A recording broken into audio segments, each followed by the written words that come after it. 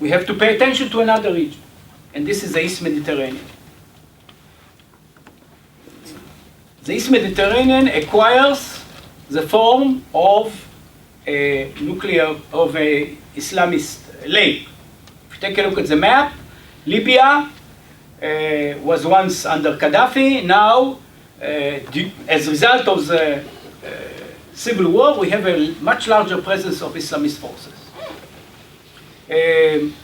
Further east, Egypt was ruled 1 year by the Muslim Brotherhood. Fortunately, Assisi had his coup. And he has problems with Islamists in Sinai. Further east is Gaza. Gaza is ruled by Hamas, a Sunni, Palestinian, radical terrorist group with links to Tehran. Further north is Israel, Jewish state, democratic. Further north is Lebanon. Lebanon has been taken over by Hezbollah. Hezbollah is an Islamist Shiite group, a proxy of Iran.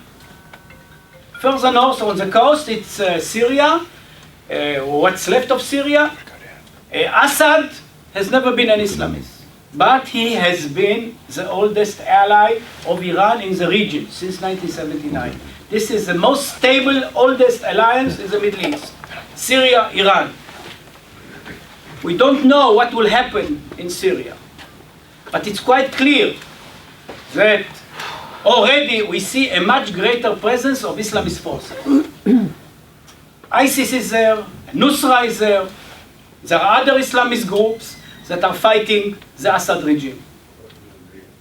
And I don't think that there is a winner in this civil war anytime soon.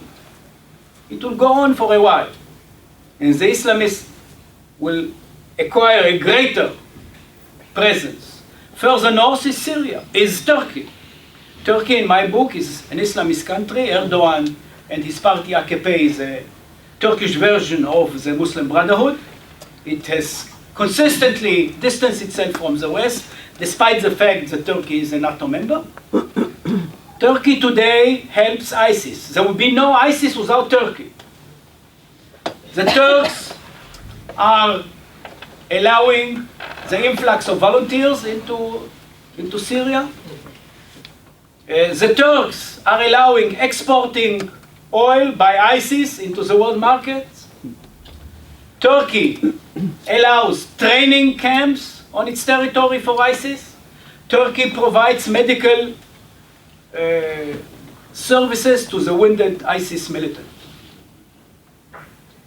Turkey is also a Hamas supporter. There is an office of Hamas in Istanbul. So Turkey is not a Western NATO country. Turkey also rules over a third of Cyprus since 1974. And I wouldn't be surprised if they'll cause trouble to southern Cyprus, to the Republic of Cyprus, because they want their gas. South of Cyprus, they found a lot of gas, and the Turks believe they want to be an energy corridor between the East and the West, and they are bullying the Cypriots into submission. They tell them, we are your partners, mafia style. And the weak Cypriots are giving in. We have also Greece, that is a Western democratic country, but it's weak. It has economic crisis, and it's a small state. This area, East Mediterranean, is extremely important to Israel. 90% of our foreign trade goes via this region. Over 90%. Not only that, we found gas in the Levant basin, a lot of gas, which will be a tremendous bonus for the Israeli economy. And our rigs have already been threatened by Hamas that sent missiles to those rigs. Hezbollah is saying openly that they want to attack the Israeli rigs in the Mediterranean. And of course, you don't take to court Hamas. It's not this type of conflict resolution. You have to fight them. Once this area has been policed by the United States, it was an Islamic lake, it was an American lake, via trilateral relationship. There was a Turkish-Israeli-American relationship, and there was a American-Egyptian-Israeli relationship. Those forces basically made sure that this area is safe. Those relations are no longer there. Today, the Americans don't have a carrier.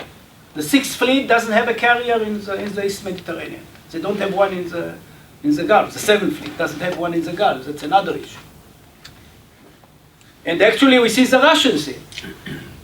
And the Russians are in even before they were intervening in Cyprus.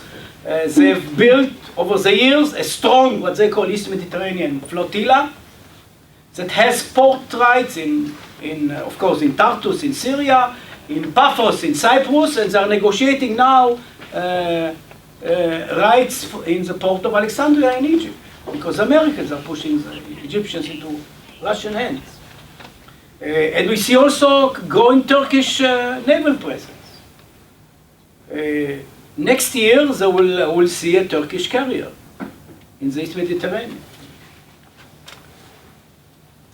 The growing threats to our fields and to the navigation routes require Israel to have a larger navy. Of course, we ordered submarines. We ordered also 4 vessels from Germany. But they will be operation only in 4 or 5 years. So we definitely have a problem in the very near future.